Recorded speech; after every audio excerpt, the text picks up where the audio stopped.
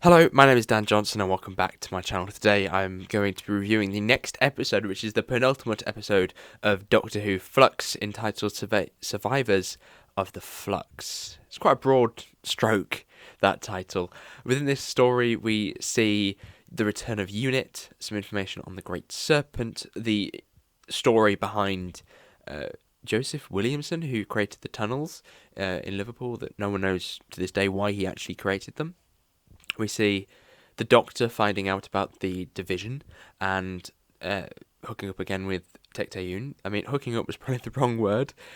But anyway, let's move into the plot. I've split this plot up once again, as I've done for just about every episode. And splitting up this time, I have Unit, the Doctor, and the division stuff, as well as Yaz. And as for the Great Serpent, I thought his bits were really cool. I thought there was a lot of interesting depth in the idea that a character has been around for such a long time throughout the inception up to modern day of Unit, and in the similar fashion to the Winter Soldier, he's always been a kind of sleeper agent, a double agent, in fact not a sleeping agent, for I presume the Sontarans, but I suppose whoever will pay him or whoever will give him power, which is quite interesting. It's also nice to see the beginnings of Unit. I thought that was a nice little couple of scenes that they threw in. Then we go into the Doctor stuff, and the Doctor is now in the division, and she's learning about the division, which I think is quite interesting. And I think it was much far better delivered in this episode than it was in The Timeless Children. Like, The Timeless Children, I think, was all over the place with like flashbacks and stuff, and it's like you need to introduce this a little bit slower.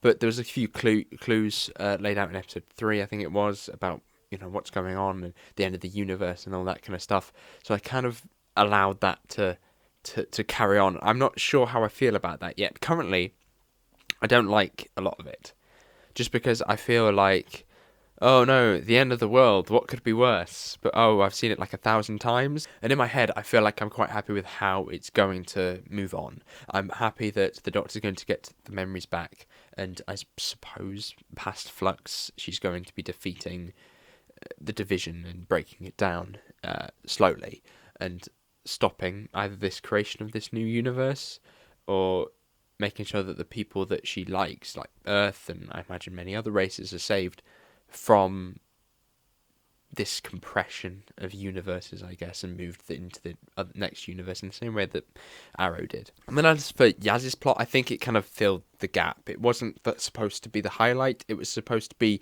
the exposition or the groundwork, quite literally laid out in front of you for, I suppose, the cliffhanger of this sort of end of the world thing that I feel like I might have missed.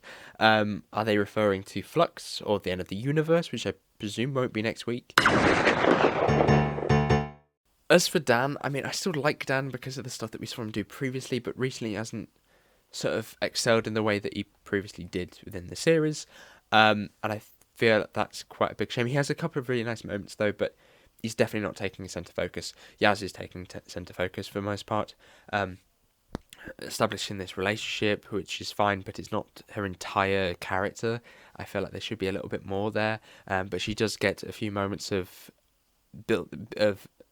showing that other side to her, I suppose, showing that she has like a police background with the whole laying his legs thing. That's the thing the police officers do, I believe, in order to stop people moving and things like that. So those bits I think are quite nice to play, and I quite like Mandip Gill as a person from like interviews and stuff. As I said before, she's being redeemed, but I think it might be a little bit too late for her. And speaking of things that work now but didn't work to begin with, let's talk about the Doctor. Once again, it's probably too late for her.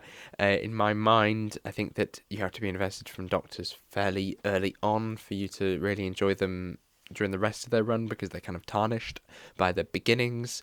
But for Jodie, I quite liked her in this episode. I think she was playing it really well, because a lot of the things that she was being told were like, she was just being told things.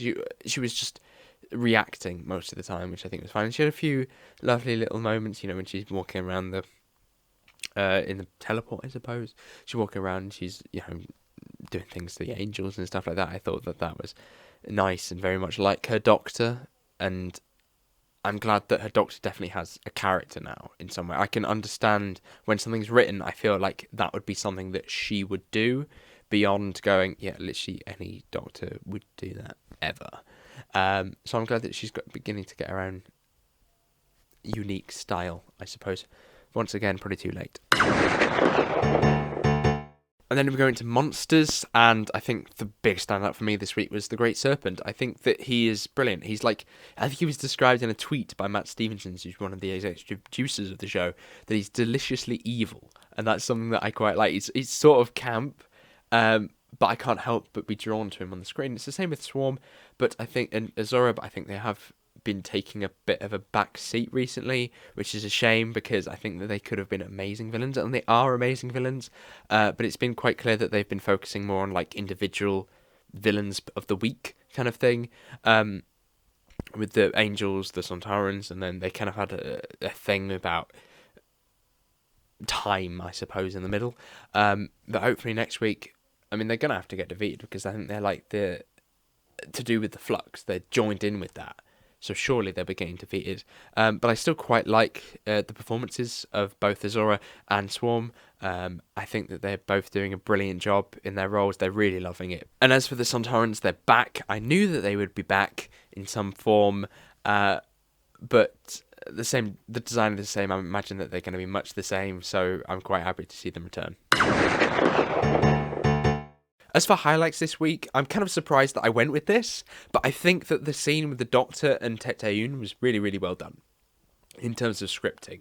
I think that it was well written as a scene, and it didn't feel in the same way that Series 12 did. Maybe it's just a case of surprise, because looking back on Series 12 and that Timeless Child scene takes up tons of the runtime, bogs the episode down, becomes very boring to watch, but I felt like those scenes were really interesting to see break down. You're looking at the relationship between mother and daughter, and I thought that was like an interesting aspect that the Timeless Children didn't have. You were just having one person tell the other person something that they know that the other doesn't, and this had an interesting little dynamic in it. There's lots of little great moments, I think, during this episode, though. I think the return of the Sontarans and that kind of cliffhanger, I think, was really well built up. I don't know why I expected a little bit more. I think because I mentioned in my predictions video that I wanted a lot from this cliffhanger, so maybe that's why that I was a bit overzealous with how, when the episode ended, I was like, that's a cool cliffhanger, but it could have been so much cooler. Especially when you look at like the Next Time trailer, there seems to be an actual war between Sontarans, Daleks, and Cybermen, the people who own the Earth now, and that cliffhanger didn't quite seem to show all of them. I mean, I mentioned it in one of my predictions here that you've got a world or a universe currently filled with Daleks, Cybermen, and Sontarans. You'd think that they'd all appear at the end as some kind of like epic cliffhanger, and maybe even some weeping angels. That's kind of what I was expecting and hoping for, to kind of tie everything together nicely into one sort of like, oh, you liked the cliffhanger with the weeping angel. Well, now we've got Weeping Angels plus Sontarans plus this plus that. So I kind of hoped for that kind of ending, but as an ending, I thought that was really, really cool. And the beautiful shots when the Sontaran ships turn up over the Earth and the kind of build up to that, I thought was really well done. I'm beginning to waffle. As for lowlights, I think some of the dialogue during the Yaz section was dreadful. I mean, there were moments where they basically turned around and said, they could have almost said it to the camera, what they were doing. They were like, oh, we're going to this place, to this place, to this place. And it just felt very awkward in that sense. And you can tell that sometimes lines are look fine when they're written down. And then once you perform them, they can sound a little bit too unnatural. Like somebody wouldn't say them in real life. And I think that that's what played a lot of that. Also, the scene with the seer, I thought that was incredibly unfunny and kept going on and on and on about him teasing them. I would have cut that like immediately. There was a lot of repeat scenes that simply weren't needed within this story. So we see him at the beginning of Unit. We see him kill someone. Then we see him kill another person in the exact same way as he killed the previous person. So what was the point of that scene?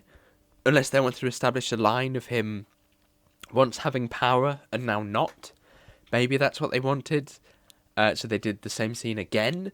But I felt like there could have been a few trims off certain scenes, as I mentioned, in the low lights, and a bit of sort of repetition of padding, I suppose. Plodding around would be the better word, as they do travelling around the world. I felt that was a bit ploddy and unfocused and weirdly written. I just felt like there's probably a more creative way of doing that and presenting that than the way that they did. I mean, take the scene at the Great Wall of China. So they write down that they're going to to Cavanista that they are here, come and save Dan, so that they can get out of the 1960s, 1901 I think it is, 1904, to get out of there. And he looks at it and just goes, well, I don't have time travel, so I can't go and help you. And then he doesn't go and help them. So what was the point of writing that scene in there? I'm just confused more than anything, in a very confusing episode anyway, in a confusing series anyway. Why are we sticking things that make no sense in? Or that don't go anywhere? For Phil, I think that there's an awful lot of weight on the Doctor's shoulders now, and I think it translates to the stakes. And there's a lot of really interesting elements that Chibnall has been setting up, and I've said this since day one, but we're getting towards the end now, and I'm still a little bit confused, and I feel like this episode was a bit ploddy. Hopefully next week we can get some really cool scenes of intergalactic warfare, and hopefully wrap up some stuff so that going into the specials, we have a clear plan, maybe not a completely clear plan, a loose end plan of what is going to be wrapped up, or what needs to be wrapped up, so that we're not leaving Flux going, so what was that thing with that, and what was happening there, and why did that happen there? Because that would be something that I'd absolutely hate to happen, because if that happens, then I think it would tarnish the series as a whole. But fingers crossed, hey. So come and join me next week as I do my review once again. But before then, I'm doing a prediction video where I do my predictions for the oncoming episode, about where it might end, perhaps, depending on what we get in terms of promo pictures. But thank you very much for watching. Hopefully you did enjoy this video. If you did, make sure you give it a like, subscribe if you're new. Comment what you thought of the episode down in the comments below, and I shall see you soon. Goodbye.